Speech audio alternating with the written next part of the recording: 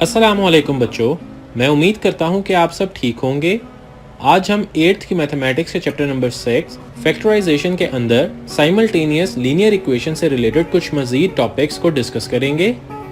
इस चैप्टर के main topics ये हैं। Number 1, concept of formation of linear equation in two variables. आइए अब हम अपने टॉपिक्स की तरफ बढ़ते हैं। Concept of formation of linear equation in two variables को समझने के लिए एक वीडियो की मदद लेते हैं। अब हम ये देखते हैं कि लीनियर इक्वेशन क्या होती है। लीनियर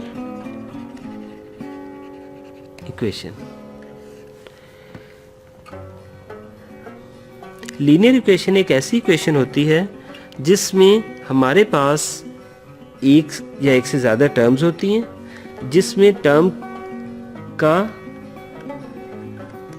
अगर एक से ज़्यादा टर्म है तो कांस्टेंट टर्म भी हो सकती है, लेकिन अगर एक टर्म है तो वो कांस्टेंट नहीं हो सकती, क्योंकि इक्वेशन में किसी वेरिएबल का होना ज़रूरी है। तो या इसमें कांस्टेंट हो सकता है लीनियर इक्वेशन में, या वेरिएबल हो सकता है, या वेरिएबल जो कि एक कांस्टेंट के साथ मल्टीप्लाई हुआ। मिसाल के तौर पे कांस्टेंट की मिसाल है 10, -5, 0, 3, ये सारे कांस्टेंट्स हैं। जबकि वेरिएबल्स में हमारे पास x, y, a, b, k, m, कोई भी अल्फ़ाबेट लेटर जब हम यूज़ करते हैं तो वो वेरिएबल होता है। और एक हमारे पास होता है कि variable with some constant multiplied with it,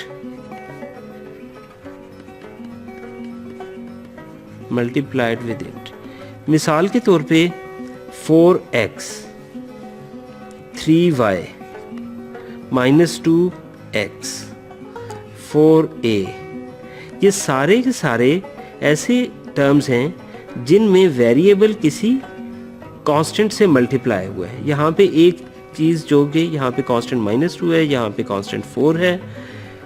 एक चीज़ का हमें पता होना चाहिए कि हमारे पास अगर सिर्फ x वेरिएबल है, इसका मतलब है इसके साथ एक कांस्टेंट 1 है जो इससे मल्टीप्लाई हुआ है, लेकिन हम इस 1 को लिखते नहीं हैं।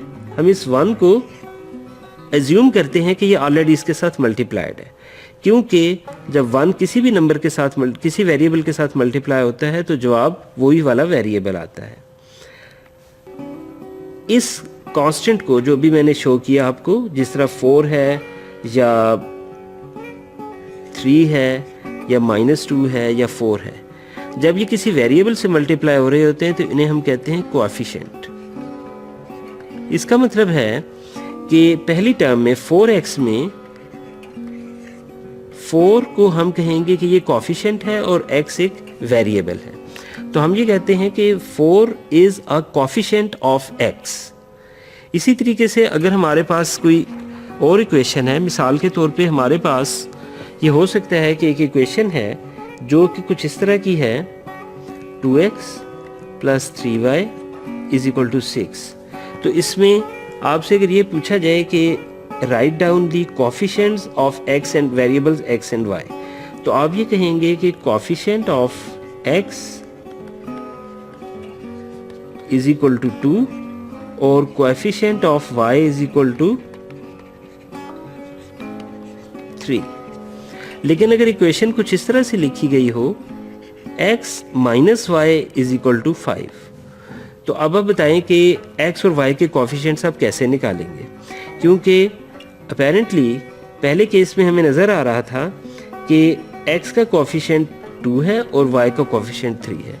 यहाँ पे x के साथ कोई कांस्टेंट नहीं लिखा हुआ, इसी तरह y के साथ कोई कांस्टेंट नहीं लिखा हुआ, लेकिन हम ये बता सकते हैं कि x और y इसके साथ बेसिकली एक 1 था जो मल्टीप्लाई हो रहा था। तो मैं ये लिखूंगा कि इस इक्वेशन में कोएफिशिएंट ऑफ x = 1 और कोएफिशिएंट ऑफ y = ये भी 1 है कि कुछ और है, ये बेसिकली -1 है। उसकी वजह ये है कि जब हम x - y = 5 लिख रहे हैं तो इसका मतलब है 1 into X plus -1 into Y is equal to 5। तो इसलिए मैंने आपसे कहा कि 1 is the coefficient of x और -1 is the coefficient of y। ये हमने यहीं से लिया, ठीक है। तो हमने ये देखा कि कोई भी इक्वेशन इस फॉर्म में लिखी जा सकती है जहाँ पे हमारे पास एक वेरिएबल होगा तो उसके साथ कोई एक वैल्यू होगी जिसे हम कोफिशिएंट कहेंगे, coefficient of that particular variable. General form किसी भी इक्वेशन की वो होती है ax plus B is equal to 0। जब भी किसी इक्वेशन की जनरल फॉर्म हो जिसमें एक वेरिएबल हो और बाकी कांस्टेंट हो, वेरिएबल के साथ एक हमारा वेरिएबल के साथ हमारा कोई कांस्टेंट है, वो कांस्टेंट जो है जिस तरह इधर a है, यहाँ पे एक और इंडिपेंडेंट कांस्टेंट टर्म है। ये जनरल फॉर्म है एक लीनियर इक्वेशन की, general form of a linear equation. तो लीनियर इक्वेशन हम किसे कहेंगे? लीनियर इक्वेशन हम उसे कहेंगे जहाँ पे हमारे पास जो x की पावर है वो 1 हो। अगर x की पावर 2 होगी तो उसे हम क्वाड्रेटिक इक्वेशन कहेंगे, वो हमारा आज का मौजू नहीं है। तो आपके अगर एक इक्वेशन इस तरह लिखी हुई है x इज इक्वल टू 3, तो इसको जनरल फॉर्म में जब हम लिखते हैं तो x minus 3 is equal to 0, इसका मतलब है ये भी एक लीनियर इक्वेशन है, ठीक है। अब हम ये देखते हैं कि हम इक्वेशंस बनाते कैसे हैं। इक्वेशन बनाने के लिए अगर आपको ये कहा जाए कि प्राइस ऑफ 4 पेंसिल्स इज 16, अब आपसे ये कहा जाए कि इसके अगेंस्ट आप एक लीनियर इक्वेशन लिखें, तो वो इक्वेशन कैसे लिखी जाएगी? सबसे पहले हमें पता होना चाहिए कि हम वेरिएबल किस मकसद के लिए यूज़ कर रहे हैं। तो आप ये कहेंगे कि price of 1 pencil is equal to x, और फिर आप कहेंगे price of 4 pencils is equal to 4x। लाजिमी बात है कि जब एक चीज़ की कीमत x है तो दो की उसी तरह की चीज़ों की कीमत 2x होगी और इसी तरह 4 की कीमत 4x होगी। तो हमारे पास जो इक्वेशन आएगी वो आएगी 4x इज इक्वल टू 16। इसका मतलब है कि 4 पेंसिल्स की कीमत 16 रुपीज़ है, और इसी को हम जनरल फॉर्म में जब लिखेंगे तो ये हमारे पास आएगा 4x minus 16 is equal to 0। और ये एक इक्वेशन है जो कि इस चीज़ को रिप्रेजेंट कर रही है, यानी एक प्रॉब्लम स्टेटमेंट को इक्वेशन में हम किस तरह लिख सकते हैं ये हमने देखा। इसके बाद हम ये देखते हैं कि अगर हमने इक्वेशन को सॉल्व करना हो तो कैसे करेंगे। सबसे पहले हम देखेंगे कि अगर हमारे पास एक सिंगल इक्वेशन हो जिसमें एक वेरिएबल हो, उसे हमने सॉल्व करना हो तो हम उसे कैसे सॉल्व करेंगे। तो उसका तरीका हम देखते हैं। मिसाल के तौर पे आपको दिया गया है 5x minus 30 is equal to 0, और आपको कहा गया है कि सॉल्व दिस इक्वेशन। सॉल्व करने से क्या मुराद है? सॉल्व करने से मुराद है कि वेरिएबल की वैल्यू मालूम करना। इस इक्वेशन में हमारे पास वेरिएबल सिर्फ एक है जो कि x है, और हमने ये देखना है कि इस x की वैल्यू हम कैसे मालूम कर सकते हैं। तो सबसे पहले आप में से अक्सर लोगों को इसका ऑलरेडी पता होगा, लेकिन सिर्फ एक रिवीजन के लिए सबसे पहले हम ये करेंगे कि we will add 30 on both sides, ताकि हमारे पास 5x minus 30 plus 30 left hand side पे हो जाएगा और 0 प्लस 30 राइट हैंड साइड पे हो जाएगा। माइनस 30 प्लस 30 ये कैंसिल आउट हो गए, हमारे पास आया 5x इज इक्वल टू 30। और अब आप देखें कि हमें वैल्यू x की चाहिए। अगर हम दोनों साइडों पर 5 डिवाइड करेंगे तो हमारे पास लेफ्ट हैंड साइड पे x रह जाएगा और राइट हैंड साइड पे एक वैल्यू आएगी जो कि सोल्यूशन ऑफ द इक्वेशन होगा। तो हम ये लिखेंगे कि डिवाइड बोथ साइड्स बाय 5। तो अब आप देखें कि हम 5 पे क्यों डिवाइड कर रहे हैं, क्योंकि हम ये चाहते हैं x की वैल्यू मालूम करना। x का कोफिशिएंट 1 होगा तो x की वैल्यू हमें पता चलेगी। तो ये हमारे पास हो जाएगा 5x divided by 5 is equal to 30 divided by 5 5 से कैंसिल हो गया और हमारे पास x की वैल्यू क्या आ गई, 5 6 30, तो x की वैल्यू 6 आ गई। This is the solution of a linear equation. अगर हमें ये कहा जाए कि एक ऐसी इक्वेशन लिखें जिसमें 2 वेरिएबल्स हों, तो उसका क्या तरीका है। तो 2 वेरिएबल्स वाली इक्वेशन को लिखने का तरीका हम डिस्कस करते हैं। सबसे पहले ये कि अगर आपको प्रॉब्लम स्टेटमेंट कुछ ऐसे दी गई है कि सम ऑफ 2 नंबर्स इज 5। अब इसके लिए हमने एक इक्वेशन लिखनी है इस प्रॉब्लम स्टेटमेंट के लिए, तो कैसे लिखेंगे। सबसे पहले हम ये कहेंगे इसका सलूशन लिखने के लिए, सबसे पहले हम ये कहेंगे कि हमारे पास जो नंबर्स हैं उनको कोई वेरिएबल्स का नाम देना है हमने। मिसाल के तौर पे मैं ये कहूँगा कि suppose first variable is equal to x and second variable is equal to y। यहाँ पे ये मैं बता दूं कि x और y की जगह हम और भी अल्फ़ाबेट्स यूज़ कर सकते हैं वेरिएबल्स के लिए, लेकिन जो स्टैंडर्ड प्रैक्टिस है वो ये है कि अगर आपके पास 2 या 3 वेरिएबल हैं तो x y z यूज़ करें, उससे ज़्यादा वेरिएबल्स हैं तो आप शुरू के कुछ अल्फ़ाबेट्स भी यूज़ कर सकते हैं। अब देखें कि दोनों का सम 5 है, इसका मतलब है x plus y is equal to 5। तो ये हमारी इक्वेशन है जो कि रिप्रेजेंट कर रही है उस प्रॉब्लम को जो भी हमें कहा गया था। इस प्रॉब्लम के अगेंस्ट हमारे पास ये इक्वेशन बनी।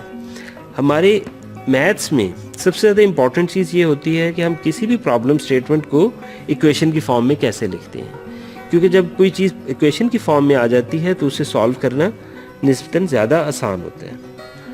अब हम ये देखते हैं कि अगर हमें प्रॉब्लम कुछ इस तरह का दिया गया है कि हमें कहा गया है कि मैं प्रॉब्लम स्टेटमेंट लिखता हूँ कि प्रॉब्लम स्टेटमेंट ये है कि if a number is added to, if a number is added to 3 times of another number,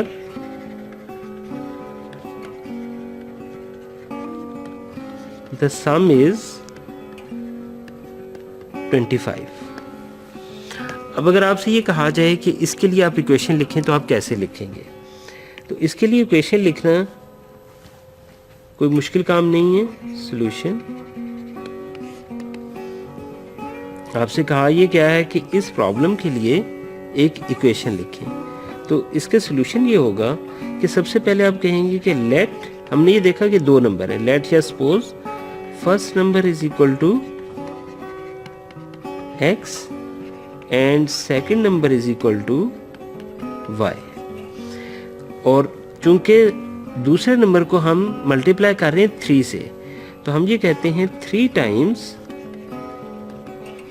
of second number, वो क्या हो जाएगा, अगर एक नंबर y है तो उसका 3 times 3y होगा, इसका कोफिशिएंट जो है वो 3 हो जाएगा और इक्वेशन बनेगी x plus 3y is equal to 25। आपने देखा ये किस कदर आसान है कि हम किसी भी प्रॉब्लम स्टेटमेंट के अगेंस्ट इक्वेशन कैसे लिखते हैं। अब हम एक एनिमेशन देखते हैं और उसमें हम ये देखते हैं कि किस तरीके से हमने इक्वेशन बिल्ड करनी है। आप ये देखें कि यहाँ पे ये कहा गया है कि the price of 1 book and 3 pencil is 90 rupees. इसको हम किस तरह से इक्वेशन की फॉर्म में लिखेंगे। प्राइस ऑफ 1 बुक को हम कह रहे हैं कि वो x है, प्राइस ऑफ 1 पेंसिल y है, तो 3 पेंसिलों की प्राइस क्या होगी 3y, और इक्वेशन क्या बनेगी x क्योंकि गिवन ये है कि 1 बुक, इसका मतलब है 1x, लेकिन चूंकि हम 1 नहीं लिखते तो इसलिए हम लिखेंगे x प्लस 3y। x क्या है? Price of 1 book. 3y क्या है? Price of 3 pencils is equal to 90। तो x plus 3y is equal to 90 इस इक्वेशन की, इस प्रॉब्लम की अगेंस्ट इक्वेशन है। हम एक और एनिमेशन देखते हैं। अब हम एनिमेशन देखते हैं जिसमें हम ये देखेंगे कि इक्वेशन किस तरह से आसानी से बनाई जा सकती है। प्रॉब्लम स्टेटमेंट ये है कि अहमद के पास 2 रेड कलर के कप्स हैं और 2 ग्रीन कलर के कप्स हैं और उनकी टोटल कॉस्ट 40 रुपीज़ है। तो हम ये करेंगे कि सबसे पहले हम ये एज्यूम करेंगे कि हमारे पास जो रेड कलर के कप्स हैं उनको हम एक वेरिएबल का नाम देंगे और ग्रीन कलर्स को दूसरे का नाम देंगे। तो अगर हम रेड कलर के कप्स को x से रिप्रेजेंट करें और ग्रीन कलर के कप्स को y से रिप्रेजेंट करें तो इक्वेशन बनेगी 2x plus 2y is equal to 40। यहाँ पे 2x इसलिए लिखा गया है क्योंकि रेड कलर्स के कप्स की तादाद 2 है और ग्रीन कलर्स के कप्स की तादाद भी 2 है। तो 2x plus 2y is equal to 40। अगर प्रॉब्लम को हम थोड़ा सा डिफरेंट करके देखें, मिसाल के तौर पे सेम कप्स के लिए हमारे पास एक डिफरेंट प्रॉब्लम स्टेटमेंट है।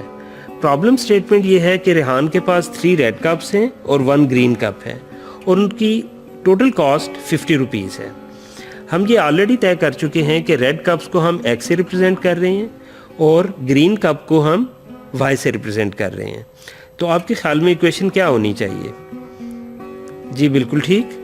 अगर हम रेड कप को x से रिप्रेजेंट कर रहे हैं तो हमारे पास पहला एक्सप्रेशन आएगा 3x और दूसरा एक्सप्रेशन आएगा 1y। और जिस तरह मैंने पहले कहा कि हमें y के साथ 1 लगाने की ज़रूरत नहीं है क्योंकि जब हम 1 नहीं लगाते तो ये अंडरस्टूड होता है कि यहाँ पे 1 है। तो हमारी इक्वेशन बनी 3x प्लस 1y यानी 3x plus y is equal to 50। तो इस तरीके से हम इक्वेशन बना सकते हैं। चूँकि हमने अभी 2 इक्वेशंस बनाई हैं तो दोनों इक्वेशंस को जब हम इकट्ठा लिखते हैं एक ही प्रॉब्लम के लिए तो उन्हें हम कहते हैं साइमल्टेनियस इक्वेशंस। तो जो हमें प्रॉब्लम स्टेटमेंट के लिए डेटा दिया गया था उसके मुताबिक हमारी पहली equation 2x plus 2y is equal to 40 और 3x plus y is equal to 50। तो ये दोनों इक्वेशंस मिल के कहलाती हैं साइमल्टेनियस इक्वेशंस। और जब हम इन इक्वेशंस को सॉल्व करेंगे तो हमारे पास x और y की वैल्यू आ जाएगी जो कि ये बताएगी कि रेड कप की क्या प्राइस है और ग्रीन कप की क्या प्राइस है। आज हमने देखा कि इक्वेशन क्या होती है, इक्वेशन को किस तरह बिल्ड किया जाता है और इक्वेशन विद 1 वेरिएबल और इक्वेशन विद 2 वेरिएबल्स। तो हमने ये देखा कि अगर हमें कोई प्रॉब्लम मिलती है तो उस प्रॉब्लम को इक्वेशंस में किस तरह से कन्वर्ट किया जा सकता है। की वीडियोस आपके लिए बहुत मुफीद साबित हुई होंगी और इनकी मदद से आज के टॉपिक से रिलेटेड आपके सारे कॉन्सेप्ट्स क्लियर हो चुके होंगे। इन टॉपिक्स को मज़ीद अच्छी तरह से समझने के लिए आप अपने फारिग वक्त में इनकी खुद भी प्रैक्टिस करें। इंशाल्लाह हम मिलेंगे नेक्स्ट क्लास में एक और ज़बरदस्त से लेक्चर के साथ। तब तक के लिए अल्लाह हाफ़िज़।